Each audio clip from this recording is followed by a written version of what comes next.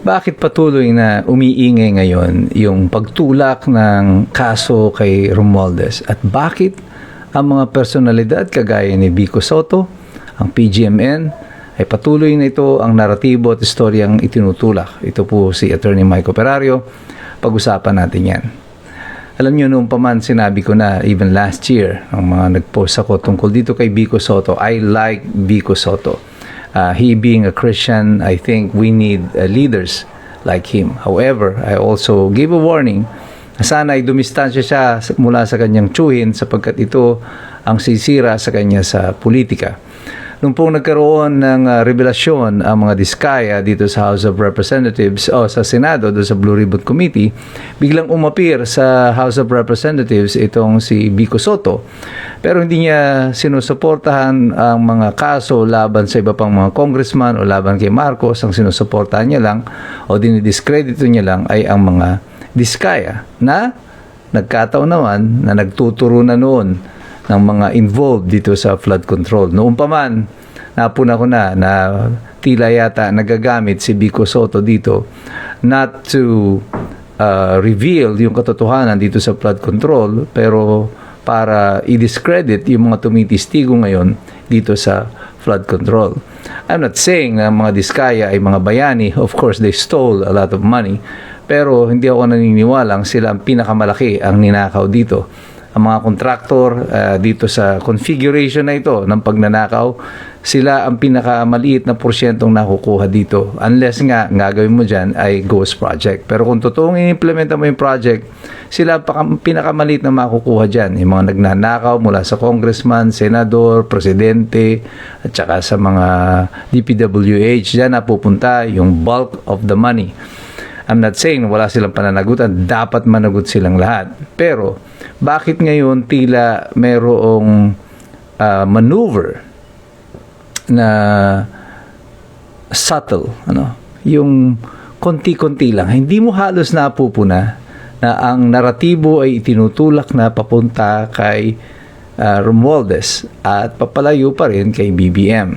Kaya noon pala nang lumabas itong storya ng PGMN, pasensya po sa PGMN, I'm not buying this story wholesale. Tama naman lahat ng sinabi nyo doon sa inyong documentary, pero alam na rin po ng taong bayan yan. So it's not really a new revelation. What is clear to me, ang malinaw sa akin yan, ay parang ang itinutulak lang ng PGMN na storya ay si Romualdez ang may kagagawa ng lahat ng ito, pero walang binabanggit sa partisipasyon ni Marcos. Pasok ngayon itong si Vico Sotto. Ngayon, ang storya ni Vico Sotto, biglang-bigla, dati ay dumidistansya sa usapin ng flood control, bukod sa mga diskaya, biglang nagbabanggit na rin si Vico Sotto ng pananagutan ni Romualdez at kagustuhan niya na makulong ito. Bakit hanggang kay Romualdez lang? Although gusto ko talaga si Vico Sotto, I like the guy and ako'y naniniwala pa rin sa kanya. Pero I pray na siya mismo ay manalangin din that he be granted the wisdom by the Lord na magdesisyon ng tama dito sa kanyang mga ginagawa. Because he might be, I don't know, unconsciously or baka hindi niya alam na siya ay ginagamit dito sa sitwasyon na ito, na parang gumagawa ka ng tama pero hindi naman pala kasi ang tinuturo lang sa iyo at yun naman ang sinusundan mo na itulak ang naratibo na ang may kasalanan dito ay si Romualdez lang. Mga ilang araw nakaraan ay mayroong mga nagpalabas ng mga usapin na parang nagkaroon daw ng pagpupulong noon ang kampo ng mga Marcos at saka nila Romualdez na bago dumating ang SONA, ang gusto ni Marcos ay maipakulong si Romualdez. Pero naghahanap ng assurance si Romualdez na eventually ay mapapalaya rin siya at ang gusto niya ay isama ang anak ni Bongbong Marcos na si Sandro Marcos sa mga makukulong bilang kondisyon sa kanyang pagpayag dito sa pagpapakulong para sa SONA. At although hindi natin kumpirmado yon, if you think about it, parang that story makes sense. Hindi ako 100% na naniniwala na totoo at this time yung away na ito ng Romualdez at saka ng Marcos. Kasi kung totoong may sabwatan sila dyan, gagawa din sila ng sabwatan para mag-create ng a different scenario or story para pagtakpan. Because ang malinaw ay hindi naniniwala ang taong bayan sa mga drama na pinalalabas nila. Sa patuloy na pagbagsak ng rating ng presidente, wala na kayong ibang sisisihin dyan kundi kayo rin. Yung mga style ni Claire Castro, it's not working. I think it was never really designed to work, si Claire Castro was there to be a distraction for all of us, but not really for Malacanang to push their own narrative, their story. Claire Castro was there to be a clown, para pagtawanan, para awayin, para hindi natin awayin ang mga Marcos dahil busy tayo sa mga pinagagagawang kapalpakan nitong si Claire Castro.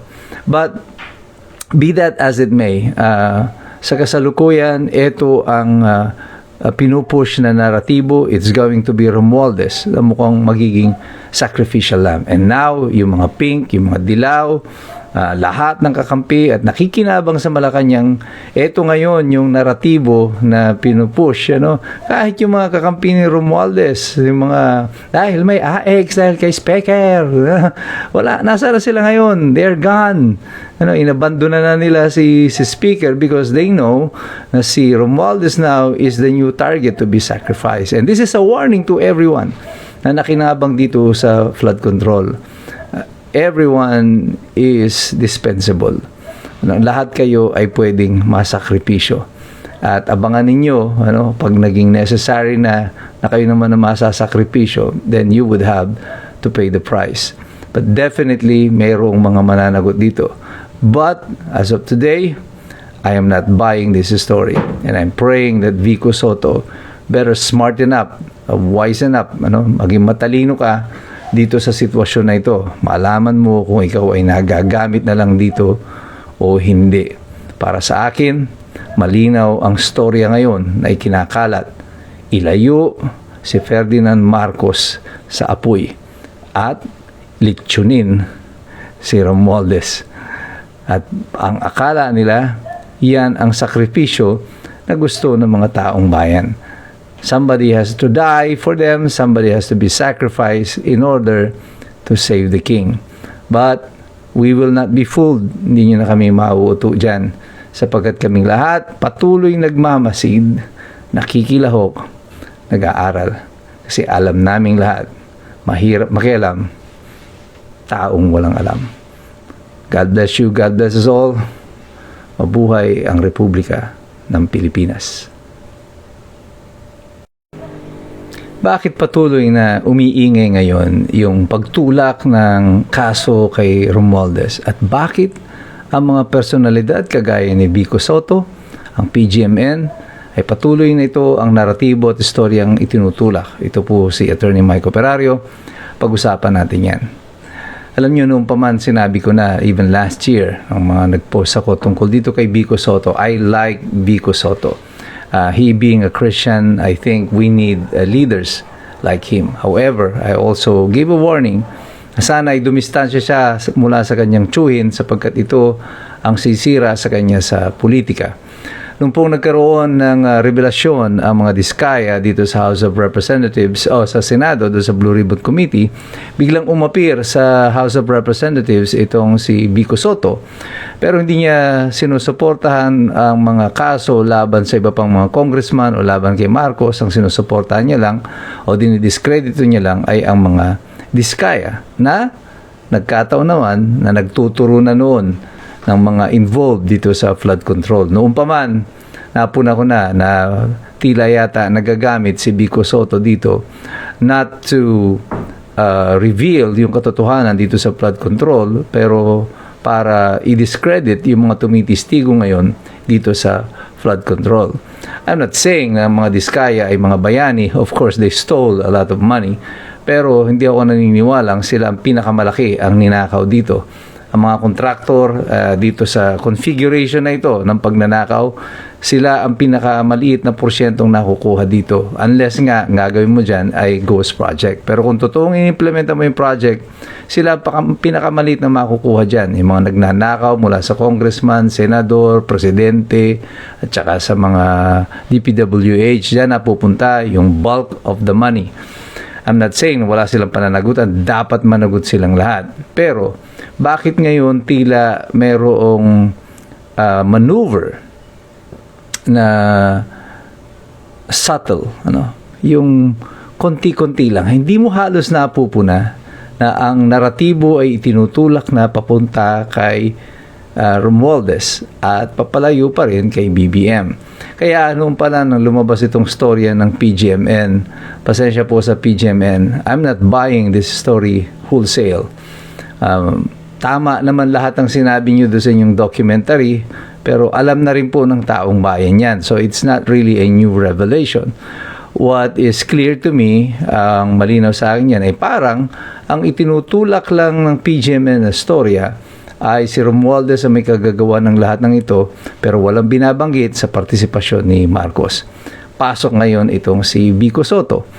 Ngayon, ang storya ni Vico Sotto, biglang-bigla, dati ay dumidistansya sa usapin ng flood control, bukod sa mga diskaya, biglang nagbabanggit na rin si Vico Sotto ng pananagutan ni Romualdez at kagustuhan niya na makulong ito. Bakit hanggang kay Romualdez lang? Although gusto ko talaga si Vico Sotto, I like the guy and ako'y naniniwala pa rin sa kanya. Pero I pray na siya mismo ay manalangin din that he be granted the wisdom by the Lord na magdesisyon ng tama dito sa kanyang mga ginagawa.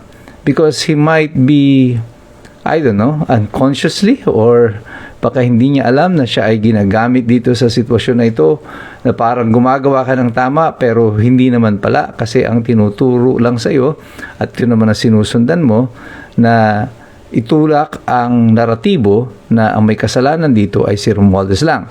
Mga ilang araw nakaraan ay mayroong mga nagpalabas ng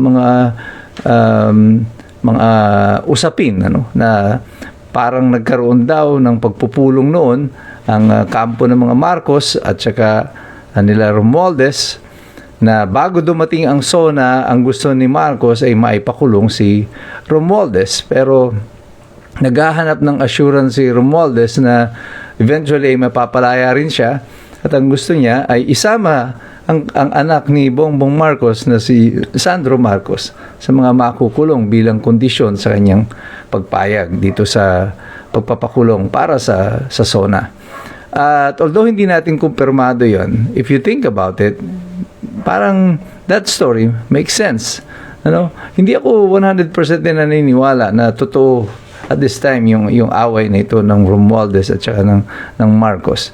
Kasi kung totoong may sabuatan sila dyan, gagawa din sila ng sabuatan para mag-create ng a different scenario or story para pagtakpan. Because ang malinaw ay hindi naniniwala ang taong bayan sa mga drama na pinalalabas nila. Sa patuloy na pagbagsak ng rating ng presidente, wala na kayong ibang sisisihin dyan kundi kayo rin. Yung mga style ni Claire Castro, it's not working. I think it was never really designed to work. Si Claire Castro was there to be a distraction for all of us, but not really for Malacanang to push their own narrative, their story.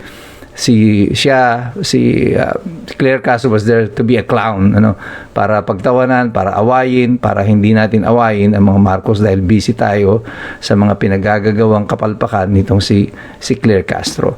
But be that as it may, sa kasalukuyan, ito ang pinupush na naratibo. It's going to be Romualdez na mukhang magiging sacrificial lamb. And now, yung mga pink, yung mga dilaw, lahat ng kakampi at nakikinabang sa Malacanang, ito ngayon yung naratibo na pinupush. Kahit yung mga kakampi ni Romualdez, yung mga, dahil may AX, dahil kay Specker, wala, nasa na sila ngayon, they're gone.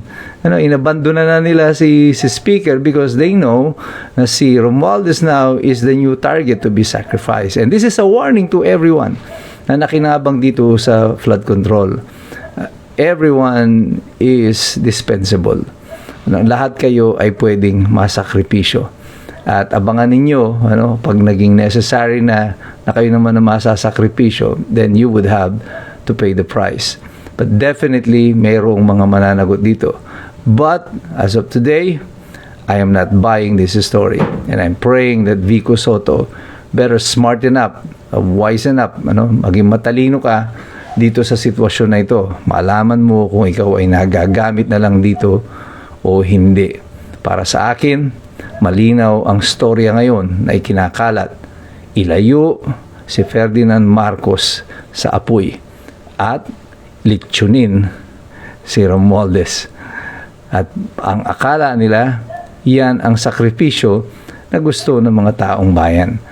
Somebody has to die for them, somebody has to be sacrificed in order to save the king. But we will not be fooled. Hindi nyo na kami mauuto dyan. Sapagkat kaming lahat patuloy nagmamasid, nakikilahok, nag-aaral. Kasi alam naming lahat, mahirap makialam, taong walang alam. God bless you, God bless us all. Mabuhay ang Republika ng Pilipinas.